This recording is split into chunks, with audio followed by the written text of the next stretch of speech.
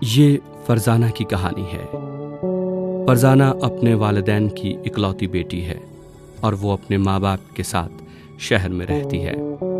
ایک دن فرزانہ کے تایا ان کے گھر تجویز لے کر آتے ہیں کہ فرزانہ کی شادی ان کے بیٹے سے کر دی جائے، کیونکہ فرزانہ کی دادی کی یہی خواہش تھی۔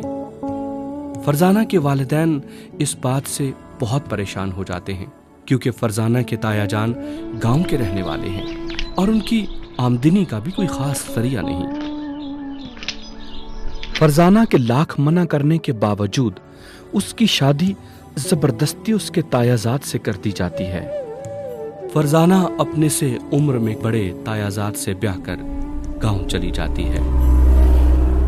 پہلی رات ہی اس کا خاوند اسے صاف صاف بتا دیتا ہے، میں نے تم سے شادی اپنے والد کے کہنے اور دادی کی خواہش پر کی ہے، میں تو کسی اور لڑکی کو چاہتا ہوں، بس اب تم اس گھر میں اپنی حیثیت پہچان کر رہنا اور مجھ سے کسی چیز کی توقع نہ رکھنا۔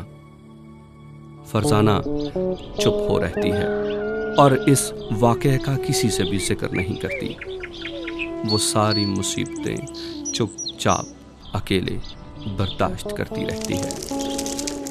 فرزانہ اپنے بے روزگار خاوند اور اس کے گھر والوں کو کما کر کھلانے کے لیے گھر سے باہر کام کاج کرنے لگتی ہے۔ وہ بچوں کو ٹیوشن پڑھانا شروع کر دیتی ہے۔ فرزانہ کا شوہر روز بروز اس سے پیسے مانگتا ہے اور جب کبھی وہ نہیں دے پاتی تو وہ غصہ کرتا اور مار کٹائی پر اتر آتا ہے۔ وقت گزرتا گیا۔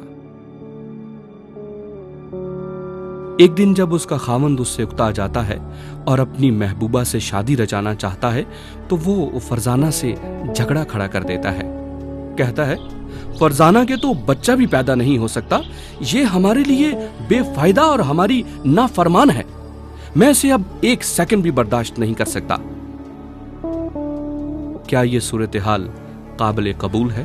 کیا ہم اپنی بیٹیوں اور بہنوں کے لیے یہ رویہ برداشت کریں گے؟